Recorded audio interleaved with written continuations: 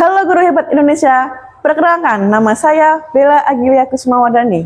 Saya selaku mahasiswa PBG Guru Tertentu Piloting 2 di Universitas IFET Semarang. Saya mengabdi di SMA Negeri 1 Rawasari Kabupaten Kendal sebagai guru BK. Hari ini saya akan mempraktekkan proses konseling individual bersama dengan peserta didik kami. Yuk kita simak. Assalamualaikum. Waalaikumsalam, silakan masuk Mbak. Bu Bella. Ya Mbak. Duduk Mbak. Terima kasih. Ya. Gimana Mbak? Ini yang kemarin WA Bu Bella ya? Iya. Oh, gimana? Kemarin WA Bu Bella ada apa Mbak? Ya, tentang masalah yang akhir-akhir ini saya alami dan saya ingin curhat ke Bu Bella. Oh gitu ya. Baik, jadi kemarin kan Mbak Manda kan sudah WA Bu Bella, kemudian ingin melakukan pertemuan proses konselingnya. Iya. Oke, untuk sebelum kita memulai proses konseling, alangkah baiknya kita berdoa dengan keyakinan kita masing-masing dan agar proses konseling itu berjalan dengan lancar dan baik gitu Mbak. Oke, silahkan berdoa. Selesai. Oke, Mbak tadi kesini pulang sekolah udah izin sama orang tua belum? Sudah. Sudah. Dengan orang tua sudah diizinkan? Iya. Sudah ya. Tadi kesini udah makan belum Mbak Manda? Belum. Belum. Oh, nggak makan kenapa? Nggak nafsu makan aja sih Bu. Nggak nafsu makan. Ya. Tapi dikasih uang saku dengan orang tua ya? Kasih. Kasih alhamdulillah. Apa nggak sakit perutnya Mbak kalau nggak makan Mbak? Udah biasa sih Bu. Udah Nahan biasa? lapar gitu. Baiklah. Jadi Mbak Manda itu kalau mau bila itu tetap harus makan karena apa yang dibutuhkan tubuh kita adalah makan, ada asupan gizinya agar Mbak Manda juga menjadi anak yang sehat, kemudian juga bersemangat dalam bersekolah. Jadi Mbak Manda dalam proses konseling individual itu kan ada beberapa asas ya. Yang pertama adalah asas kerahasiaan, kemudian asas kesukarelaan, asas keterbukaan, kemudian asas kekinian lah. Jadi Mbak Manda tidak usah khawatir atau takut ketika melakukan konseling individual ini, takut nanti cerita, kemudian masalah-masalah yang dialami Mbak Manda itu nanti bisa tersebar kemana-mana. Bila menjamin bahwa tidak akan tersebar dan menjamin kerahasiaannya. Oke, Mbak Manda paham? Paham. Paham. Nanti juga Bila ingin Mbak Manda menceritakan masalah Mbak Manda yang alami dengan sukarela, kemudian dengan terbuka dan menjelaskan sedetail-detailnya ke Bu Bella gitu. Sedia Mbak Manda? Sedia. Sedia, oke. Jadi nanti kan ini sudah pulang sekolah Mbak Manda, jadi mungkin nanti kita bisa melakukan proses konseling cukup 30 menit saja cukup atau kurang? Cukup saja, 30 Cukup saja, menit. ya, karena nanti takutnya kalau pulang sekolah lama-lama ditungguin orang tua di rumah kayak Iya. gitu ya. Kalau misalnya nanti kurang, bisa melakukan pertemuan di lain waktu, tapi itu juga harus dilakukan ya Mbak Manda ya gitu. Iya. Jadi next kita bisa ketemu, kita sharing-sharing lagi, kita cari solusinya bareng-bareng seperti itu. Nah baik, Mbak Manda sudah siap melakukan proses konseling? Siap. Siap. Sudah nyaman belum Mbak Manda? Duduknya sudah nyaman? Nyaman. Kemudian kalau misalkan pengen senderan silahkan senderan saja, nggak apa-apa, santai aja, kita seperti teman, kemudian cerita-cerita bareng teman gitu. Anggap Bu Bella ini sebagai teman kamu di sekolahan, jadi bisa saling sharing, saling curhat seperti itu ya Mbak Manda ya. Iya. Ya, kemarin di WhatsApp itu kamu bilang bahwa kamu itu tidak punya teman di kelas, betul Mbak Manda? Betul. Betul. Oke, jadi kamu melakukan proses konseling ini tujuannya adalah untuk menyelesaikan masalah. Dalam arti gimana? Menyelesaikan masalah agar yang dulunya tidak punya teman menjadi bisa bergaul dan punya teman. Baik, betul. Nah, oke. Kemarin Bu Bella sudah memberikan itu ya, pernyataan dengan orang tua ya? Sudah ditandatangani Mbak? Sudah. Sudah, oke. Mbak, ada di bawah enggak? Di bawah. Oke, nanti Bu Bella minta boleh ya? Boleh. Boleh, baiklah. Oke, hari ini Bu Bella mau memberikan kartu konseling. Nah, kartu emosi. Nah, kira-kira yang dari beberapa ekspresi wajah ini, menurut Mbak Manda hari ini kamu mempunyai perasaan yang mana? Yang ini, Yang cemas. iya, Ada lagi? sama ini. Apa ini? Canggung. Iya. Oke. Ada lagi atau sudah? Sudah. Sudah, baiklah. Jadi Mbak Manda kesini itu disertai dengan perasaan yang cemas dan canggung seperti itu ya. Ya. Baiklah. Jadi silahkan seperti yang disampaikan Mbak Manda kemarin bercerita di WhatsApp itu awalnya gimana Mbak? Bisa diceritakan dengan jelas ke Bila? Boleh. Ya, gimana awalnya itu? Awalnya itu saya tuh kalau mau berangkat sekolah itu selalu cemas, Ya. selalu takut karena apa ya, saya tahu kalau nantinya di kelas itu saya akan apa ya, nggak punya teman dekat dan udah pasti kayak murung gitu di kelas, nggak ada teman curhat atau ceria gembira itu kadang nggak saya rasakan sama sekali di kelas. Karena saya apa ya, di kelas itu punya teman itu cuma satu aja dan itu dia juga kan punya teman dan dia tuh sering main sama temennya, terus saya di kelas juga jadinya sendiri gitu. Mau gaul sama teman-teman lainnya tuh canggung banget, kayak takut gitu. Kalau boleh tahu tuh kamu canggung takut itu karena apa ya Mbak ya? Sebelumnya apakah kamu pernah mengalami sesuatu yang mungkin membuat kamu takut jadi kamu tidak berani melakukannya seperti itu? Pengalaman saya dulu waktu SD kelas 1 itu aku kayak punya masalah gitu Bu, tapi saya nggak tahu masalahnya itu apa, tiba-tiba aja kayak aku tuh dimusuhin gitu sama teman-teman satu kelas yang cewek. Kayak waktu itu tuh nggak ada yang mau temenan sama aku sama sekali, dan di satu kelas itu tuh ada satu geng gitu, kayak dia tuh bikin kayak kalau sekarang itu kayak circle gitu Bu. Gitu. Dan ada satu cewek nih, dia tuh kayak ketuanya gitu Bu. Nah dia itu kayak benci banget gitu sama saya. Kalau ada teman-teman yang berteman sama saya itu bakalan dimusuhin gitu sama dia. Jadi istilahnya tuh kamu jangan berteman sama dia. Kalau kamu berteman sama dia, kamu akan aku musuhin gitu. Kan pada takut gitu kan Bu. Terus jadinya aku sendiri gitu di situ, nggak ada apa ya, nggak ada teman sama sekali. Kalau biasanya sih gaulnya sih sama anak cowok, cuman karena beda apa ya, beda jenis gitu, jadinya aku kan menjauh. Nah itu juga yang bikin aku tuh selalu apa ya, kayak kesepian gitu, nggak ada temen yang bisa diajak ngobrol atau apa gitu. Jadi ya udah murung aja, jadi pendiam terus-terusan. Dan buruknya itu sampai 6 tahun lamanya, yaitu sampai kelas 6 SD. Dalam waktu 6 tahun itu punya temannya kan bareng ya Mbak, dari kelas 1, 2, 3, 4, 5, 6. Mbak Manda itu dalam kondisi tersebut seperti itu? Iya. Dan Mbak Manda pernah mencoba tidak kemudian mencoba untuk bertanya kepada temannya atau mencoba untuk bergaul dengan teman seperti itu? Pernah mencoba belum? Pernah, malah kayak sering gitu Bu. Aku mau coba deket sama mereka dengan hal-hal kecil, kayak misal nih mereka, ini pernah terjadi, mereka tuh kayak jual mainan gitu loh Bu. Terus aku tuh bilang gini, aku mau beli boleh nggak? Terus dia bilang gini, wegah gitu. Wegah itu nggak mau, aku nggak mau barangku dibeli sama kamu gitu. Jadi sampai segitu ya Mbak ya? Iya. Jadi kamu waktu kecil kelas 1 kan kamu kan dekat dengan orang tua pastinya ya, masih maksudnya kalau kelas 1 kan mungkin masih dibilang anak-anak. Nah itu kan biasanya kamu kan masih dekat dengan orang tua, kamu nggak bilang dengan orang tua Mbak?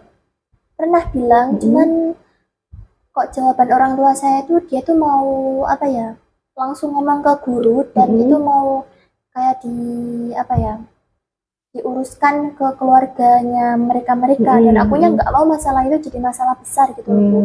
Akunya kayak pengen dipendam aja gitu, orang tua nggak perlu tahu, akunya tuh pengen belajar mandiri, belajar menyelesaikan masalah dengan aku sendiri gitu. Tapi dengan belajar menyelesaikan masalah, kamu tadi udah bilang bahwa kamu sudah mencoba untuk bergabung dengan teman, tapi teman masih tetap tidak mau menerima. Iya, nggak mau mereka. Alasannya kenapa ya Mbak kira-kira? Kamu tahu apa enggak? Sejauh ini tuh saya nggak tahu tuh salah saya tuh di mana. Kayak kejadian itu tuh apa ya, terjadinya tuh tanpa sebab gitu. Kan misalkan kan kalau sesuatu itu kan ada akibat, ada sebab. Nah mungkin penyebab itu Mbak Manda belum tahu karena sampai sekarang Mbak Manda belum mencoba untuk mencari penyebabnya. Mungkin Mbak Manda takut tadi, jadi mungkin sekali ditolak dengan temannya, kemudian Mbak Manda tidak berusaha lagi untuk mencoba mencari penyebabnya kenapa kok sampai seperti itu, mungkin kayak gitu. Kemudian temanmu itu satu sekolah semuanya, Iya, yang cewek semuanya. iya Bu. Nah, waktu kelas SD itu kamu pernah dekat dengan salah satu temanmu apa tidak? Ada satu. Mm-mm. Mm-mm. Dia tuh apa ya kayak pindahan gitu Bu. Pindahan.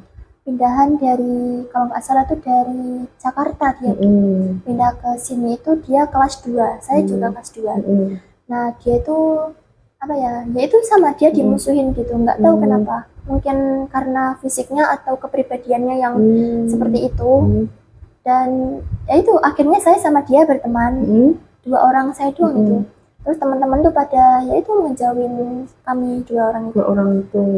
Nah, terus dianya tuh apa ya dibulinya itu benar-benar kayak di luar batas gitu loh Bu. Dia sampai pernah di apa ya bukunya disobek, tasnya diumpetin, sepatunya dibuang ke kemana-mana. Nah dia tuh sampai nangis berkali-kali. Bahkan dia juga pernah cerita sama saya, aku tuh nggak tahan sekolah di sini. Kok teman-teman pada gitu ya?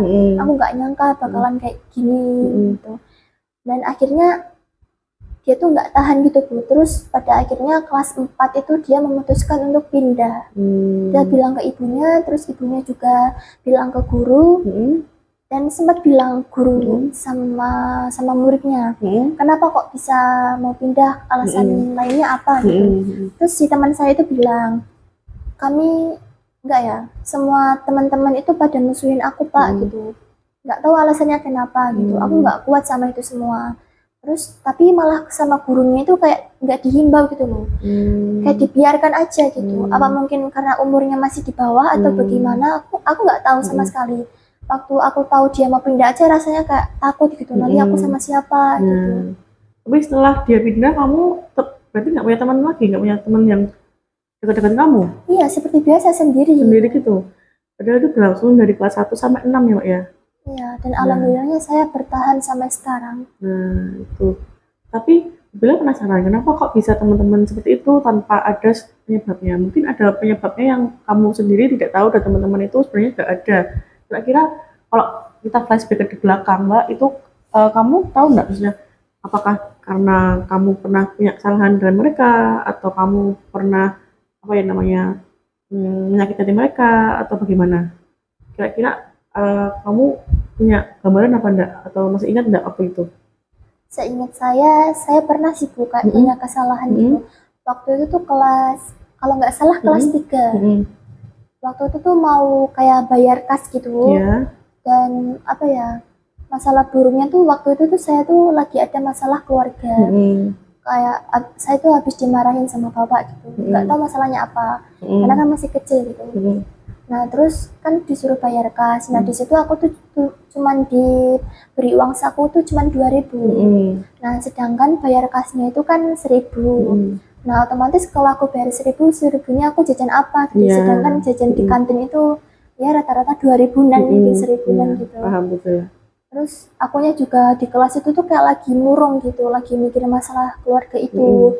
Terus kok malah ditambah itu teman-teman tuh kok pada gerumbul ke saya, terus tuh pada maksa gitu. Terus kok ada kata-kata kotor gitu.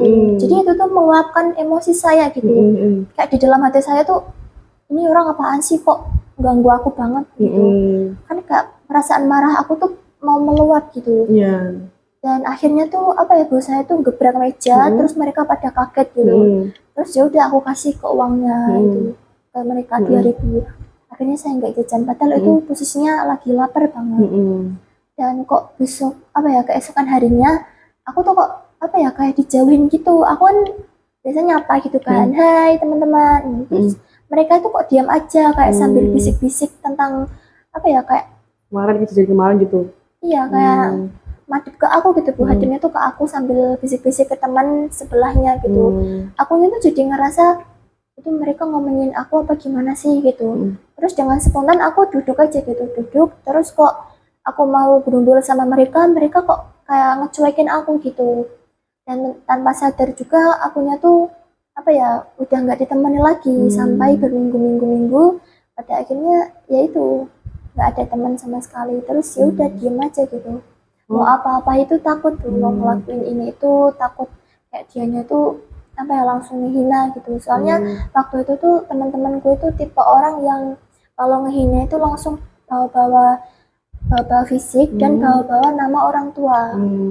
Nah itu kamu waktu masuk pertama kali sekolah itu kan punya teman sebangku apa enggak? Enggak. Sebangkunya tuh apa ya, satu-satu tuh. Oh, bangkunya satu. Iya. Nah itu ada teman sebangku kayak sekarang gitu. Ya. Nah, jadi dari ceritanya Mbak Manda itu, Mbak Manda tuh punya ketakutan sendiri karena punya pengalaman yang buruk waktu SD ya. Dari 6 tahun itu Mbak Manda selalu tidak punya teman. Jadi ketika sekarang itu pun sampai terbawa untuk melakukan sesuatu dengan teman itu menjadi takut. Ya, Cemas. takut dan cemas ketika mulai untuk mulai komunikasi dan mulai bergabung dengan teman. Seperti itu, seperti itu Mbak? Betul. Betul. Nah, jadi ya mungkin dari pengalaman masa lalu itu membuat Mbak Manda menjadi trauma. Nah, itu baik. Nah, tapi apa namanya, dari yang dipaparkan Mbak Manda tadi kan menjelaskan bahwa saya itu mulai mencoba untuk bergabung tetapi tidak bisa karena teman-temannya tidak mau menerima ketika kamu bergabung. Betul Mbak Manda? Betul. Nah itu kamu sudah berusaha untuk bergabung tapi teman-teman tidak mau mencoba untuk menerima, dan tetapi kamu tidak mau untuk menceritakan kepada orang lain. Takut karena ya, tidak dihimbau. Ya takut juga privasi dan rahasia saya itu mereka sebar dengan diam-diam gitu. Nah itu karena pemikirannya Mbak Manda merasa ketakutan yang berlebih terhadap teman-teman. Iya. Bu SMP gimana Mbak Manda? Kalau SMP sih kelas 7 itu saya mulai bergaul tuh.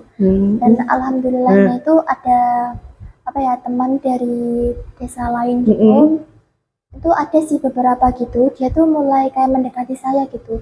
Kata dia tuh apa ya, kok akunya itu kan sendiri gitu, jadi dia mau nemenin, dia bilang sendiri gitu, kamu aku temenin, aku kasih lihat kamu selalu sendiri gitu. Dan terus-terusan itu aku sama dia tuh kayak mulai menemukan kesamaan gitu. Aku sama dia itu sefrekuensi lah, terus kita punya hobi yang sama gitu. Terus dia juga sering apa ya, kayak kalau sama aku tuh nyaman, senang gitu. Akunya denger itu bahagia sih gitu. Tapi itu bertahan 3 tahun Mbak? Kelas 1, 2, kelas 3 itu kelasnya sama terus, temannya sama terus? Iya, tapi temanku yang itu tuh malah pindah Bu. Yang sefrekuensi dengan kamu itu pindah? Iya, malah pindah. Di kelas berapa? Naik ke kelas 8. Nah terus kamu setelah itu ada teman lagi nggak? Maksudnya yang dekat dengan kamu? Ada juga tapi? Ada. Kelas 8 saya malah ya apa, banyak teman gitu, banyak yang peduli. Iya. Oh gitu. Nah, ketika kamu banyak teman, banyak peduli itu kamu tadi mencoba untuk memulai membuka diri ya waktu SMP ya. Waktu SD kamu tidak mau membuka diri karena takut tadi. Kemudian SMP memulai membuka diri dan mempunyai banyak teman. Banyak teman. Terus kemudian di SMA ini kamu bercerita juga sama, memulai untuk membuka diri tetapi masih ada perasaan takut dan cemas. Nah, tapi kira-kira temanmu sekarang itu bagaimana orangnya? Ya, karakternya gimana karakternya? Kalau teman-teman di kelas itu pertama masuk ke sini itu takut Bu, karena ya apa ya, otomatis juga pikiran aku tuh beralih ke masa lalu gitu. Aku tuh pernah kayak gini, jadi aku harap ini nggak akan terulang lagi gitu di SMA ini. Nah, terus di kelas itu saya mulai apa ya, mencoba untuk bergaul ke teman-teman, tapi ya hati nggak bisa bohong, rasa trauma itu ada dan itu selalu menghantui di pikiran saya. Dan pada akhirnya aku nggak berani gaul sama mereka karena takut kayak omongan aku ini menyindir mereka atau gimana. Tapi anehnya waktu SMP kelas 8 itu aku kayak apa ya, kayak bebas aja gitu, mau apa-apa gitu nggak apa-apa. Mereka malah apa ya, kayak senang gitu berteman sama saya. Terus dari apa ya, rahasia saya, perkataan atau karakteristik saya itu mereka terima dan mereka malah kayak peduli sayang gitu sama aku. Aku bahagia banget waktu itu Bu. Nah, untuk saat ini Mbak di kelas SMA, apakah kamu sudah pernah apa ya mencoba, kemudian bergaul, bergabung, kemudian memahami karakter teman-teman seperti itu? Sudah pernah belum? Sejauh ini sih mungkin pernah Bu. Soalnya aku ini punya satu temen namanya itu ya inisial L. Ya. Nah dia itu ya alhamdulillahnya dia mau berteman dengan sama aku, itu baik banget orangnya, suka apa ya, suka nolong gitu, peduli gitu. Tapi di lain itu dia juga punya teman dan dia tuh sering kayak ninggal aku gitu Bu. Tapi kayak aku burungnya itu pernah dengar dia tuh pernah nyindir aku ke teman-temannya gitu, kayak ngomongin aku di belakang gitu. Aku kayak refleksnya itu kok dia kayak gitu sih, ternyata aku kira dia teman yang baik gini. Padahal aku ya berusaha untuk menjadi apa ya, teman yang baik untuk dia. Karena di sekolah ini tuh rata-rata teman-teman aku yang dari SMP, dari satu desa itu nggak keterima di sekolah ini gitu. Jadinya saya nggak ada temen yang apa ya udah kenal lama gitu sama saya, enggak. Jadi baru-baru ini temennya tuh baru semua. Jadi mulai beradaptasi sama lingkungan baru, yaitu dicampur sama rasa takut dan trauma. Nah itu jadi intinya dari ceritanya Mbak Manda itu, Mbak Manda baru bertemu dengan teman yang baru, kemudian adaptasi baru di lingkungan yang baru, disertai dengan rasa trauma waktu SD, begitu ya Mbak Manda ya? Iya betul. Ya, berarti tujuannya kita nanti kita mencari solusinya bareng-bareng untuk menyelesaikan masalahnya Mbak Manda seperti itu. Dari cerita Mbak Manda tadi kan cerita bahwa Mbak Manda sudah berusaha untuk bergabung, kemudian mencoba untuk memahami karakter teman-teman, betul Mbak Manda? Betul. Nah itu, tetapi Mbak Manda dihambat dengan rasa takut dan rasa cemas, rasa canggung dan trauma. Nah, itu yang membentengi Mbak Manda. Jadi, Mbak Manda, misalkan besok itu dari beberapa yang disampaikan itu, Mbak Manda udah tahu penyebabnya kan berarti ya? Penyebabnya tadi rasa takut, cemas, kemudian trauma. Nah, oke. Kita kemudian membahas apakah ketika kamu pengen bergabung dengan teman, kemudian pengen apa namanya dekat dengan teman, tapi kalau kamu masih takut, apakah bisa terhubung silaturahmi dengan baik? Kira-kira mungkin nggak kalau kamu pengen gabung kemudian tapi kamu masih takut gitu, kira-kira terhubung nggak, bisa membangun hubungan yang baik atau tidak? Kayaknya sih enggak sih Bu. Iya itu, jadi pemikiran Mbak Manda yang rasa takut itu kan karena trauma masa lalu ya. Iya. Nah, rasa takut itu membuat Mbak Manda untuk membuka diri, untuk membangun hubungan dengan teman itu menjadi terhambat karena takut itu. Nah, jadi ketika Mbak Manda itu pengen tetapi takut, tidak akan apa ya namanya menciptakan hubungan yang baik dengan teman-teman. Gitu. Jadi yang paling besar sekarang adalah melawan rasa takut. Nah, jadi kita tahu bahwa ketika kamu takut, kamu cemas, kamu tidak happy, kemudian kamu tidak terbuka dengan teman, itu dengan keinginanmu dekat dengan teman itu akan jauh gitu loh Mbak. Tujuanmu kan pengen dekat dengan teman, ya kan?